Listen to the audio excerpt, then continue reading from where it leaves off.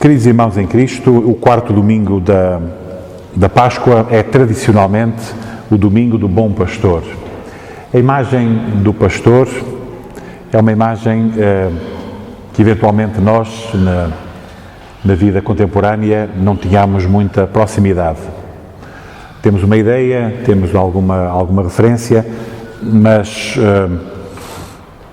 na época em que Jesus conta e fala em Israel sobre o bom pastor e utiliza para si próprio essa imagem do bom pastor, é muito vivida essa ilustração. Ela tinha um sentido muito profundo. E compete-nos a nós agora, pelo Espírito Santo, tentarmos perceber também de que maneira podemos entender essa imagem para nós hoje. É muito interessante porque nós temos nessa sequência, como sabem, enfim, a Bíblia não tem um texto original, não tem capítulos nem versículos, não é? Portanto, é toda uma sequência, não é? Esse relato inspirado, registado pelos evangelistas. E o que está aqui a acontecer, este momento em que Jesus diz e usa essa imagem, eu sou a porta, eu sou o bom pastor, essas imagens muito fortes, vinham na sequência de uma polémica anterior. Jesus tinha dado vista a um cego. Já aqui falámos há algumas semanas atrás deste episódio, quando as autoridades estavam atrás dele, do cego, para perguntar: quem é que fez isso? Quem é que te curou a vista? Quem é que foi? Não estavam tanto preocupados por ele ter recuperado a vista, mas sim, quem é que fez isso? E conhecemos a resposta dele: eu não sei, não é? Mas só sei que era cego e agora vejo. E, portanto, este momento em que Jesus usa estas expressões muito claras na época da porta do curral, a porta, e dele como o bom pastor que toma conta das ovelhas, era muito forte. Mas a linguagem era muito dura, logo no início, no primeiro versículo, versículo 1, em verdade vos digo, o que não entra pela porta no aprisco das ovelhas, mas sobe por outra parte, esse é ladrão e salteador. Jesus já tinha chamado hipócritas uma vez, hipócritas, sepulcros caiados, ossos de mortos. Agora chamou-lhes ladrões e salteadores, porque não passavam pela porta. E que porta era esta? Bom, é como eu disse há pouco, nós não temos esta realidade assim muito presente hoje. Hoje imaginamos uma porta, não é? Aquela porta ali, ou imaginamos a porta das casas ou dos edifícios, mas a verdade é que, na época em que Jesus estava a falar, as ovelhas eram reunidas. Durante a noite os pastores recolhiam pedra nas redondezas, criavam uma cercania, uma cerca, onde isolavam as ovelhas e deixavam apenas uma passagem, que era a porta, a tal porta, uma passagem por onde as ovelhas entravam e saíam. E durante a noite o pastor deitava-se na porta, atravessava-se na porta, dormia ali atravessado, de maneira que ou uma ovelha, se quisessem sair, tinha que passar necessariamente por cima dele, ou se um ladrão quisesse entrar também. Portanto, aquela porta estava ali protegida por um dos pastores.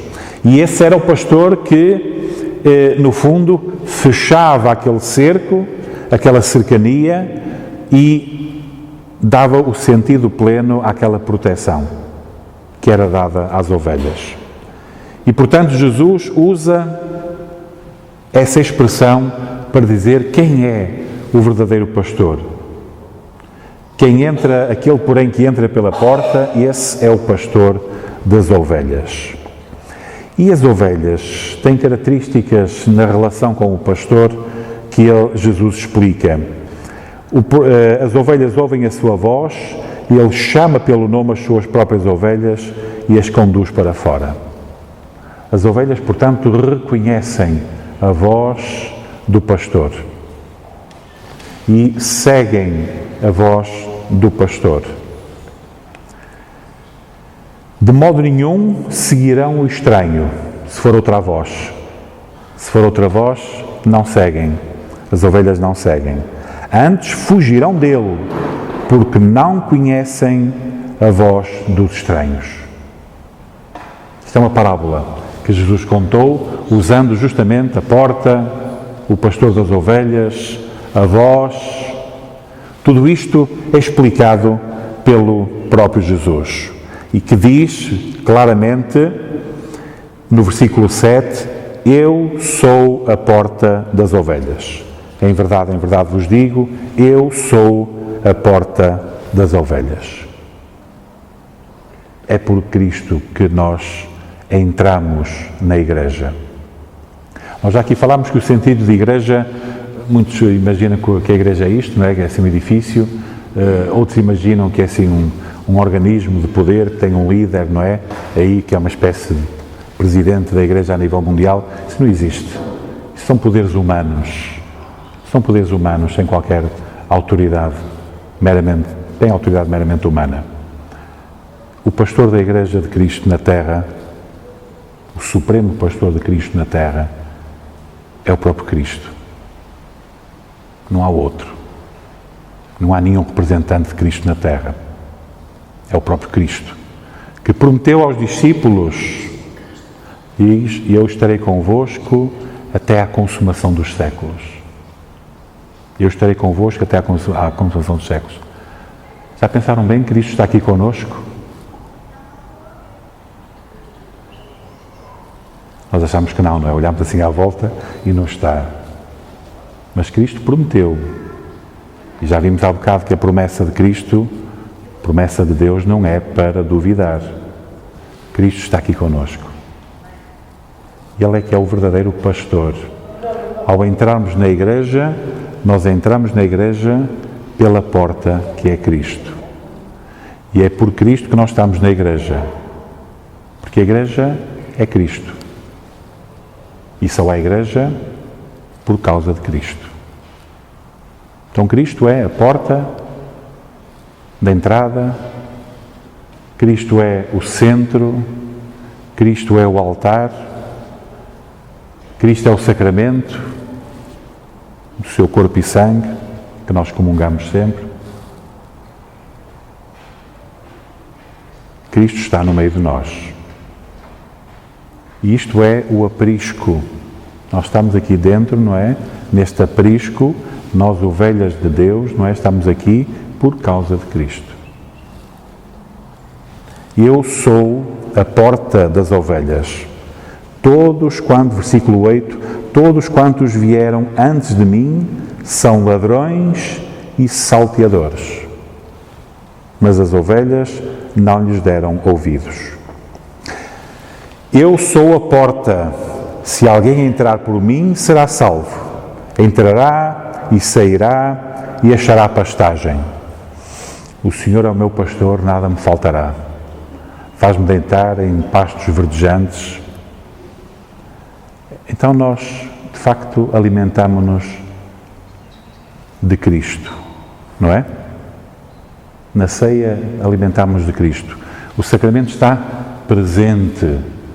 Perguntámos-nos porque é que Cristo deixou este sacramento assim tão diferente, não é?